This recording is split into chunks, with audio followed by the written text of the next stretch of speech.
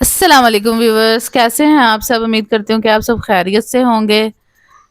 तो आज हम बहुत मज़ेदार सी रेसिपी बनाने जा रहे हैं, chicken Manchurian with fried rice, जो कि बहुत ही यमी है। चले आते हैं रेसिपी की तरफ।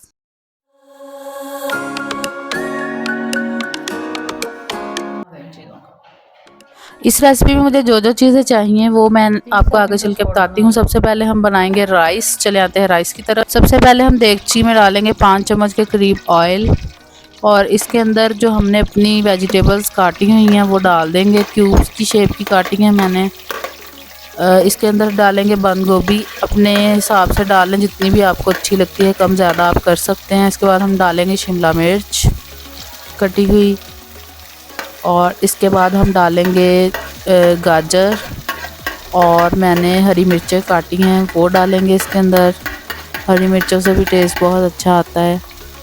और इसको डालने के बाद इनको लाइट से हम फ्राई करेंगे, नॉर्मल फ्लेम पे इसको फ्राई करेंगे। इसको ज़्यादा नहीं पकाना, बिल्कुल नॉर्मल सा फ्राई करना है। इसके बाद हम इसके अंदर डालेंगे तकरीबन 2 चम्मच के करीब नमक।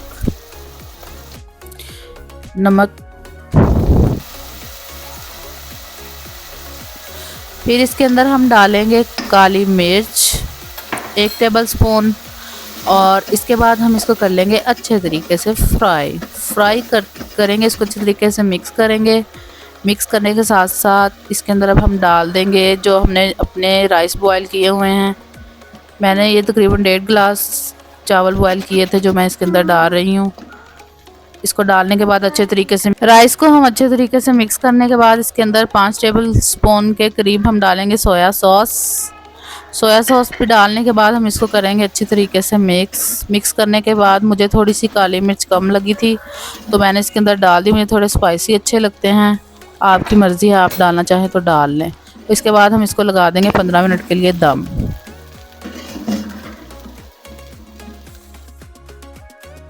मंचूरियन बनाने के लिए अब हम इसको करेंगे चिकन को मैरिनेट। इसके अंदर अब हम डालेंगे 1 चम्मच नमक, 1 चम्मच लाल मिर्च, 1 चम्मच कुटी हुई लाल मिर्च। इसके बाद हम डालेंगे थोड़ा सा ज़र्दा कलर, और इसके बाद हम डालेंगे 1 चम्मच सिरका। इसको डालने के बाद हम इसको अच्छे तरीके से कर देंगे मिक्स। अच्छे तरीके से मिक्स कर दें ताकि सारी चीज़ें इसके अंदर रच जाएं। इसके बाद हमने सॉस बनाने के लिए एक दरमियाने साइज़ का टमाटर जो मैंने ग्राइंड कर लिया है, उसके बाद हम इसके अंदर डालेंगे 1/2 टेबल स्पून के करीब नमक, 1/2 टेबल स्पून लाल मिर्च, 1/2 टेबल स्पून इसके अंदर डालेंगे कुटी हुई लाल मिर्च, 1 चुटकी डालेंगे ज़र्दा कलर, और इसके बाद हम डालेंगे 2 टेबल स्पून इसके अंदर सिरका, 2 टेबल स्पून इसके अंदर डालेंगे चिली सॉस। इससे टेस्ट बहुत अच्छा आता है चिली सॉस और दूसरी सॉसेस से। इसके बाद हम डालेंगे सोया सॉस 2 चम्मच, और इसके बाद हम डालेंगे 1/2 टेबल स्पून इसके अंदर काली मिर्च, और इसको अच्छे तरीके से कर लेंगे मिक्स। इसके बाद हम 5 टेबल स्पून डालेंगे केचप के डालने के बाद आप इसको अच्छे तरीके से कर लेंगे मिक्स। सारी चीज़ों को मिक्स करने के बाद 3 टेबल स्पून हमने लिए हैं कॉर्नफ्लावर के, और इसमें थोड़ा सा पानी ऐड करके इसका हम बिल्कुल पतला सा बैटर बना लेंगे। इसके बाद सॉस बनाने के लिए एक देगची में हम 4 टेबल स्पून डालेंगे ऑयल। उसके बाद हम चॉप किया हुआ इसके अंदर डाल देंगे लहसुन, और इसको लाइट सा हम कर लेंगे ब्राउन। लाइट सा ब्राउन करेंगे, इसको जलाना बिल्कुल भी नहीं है।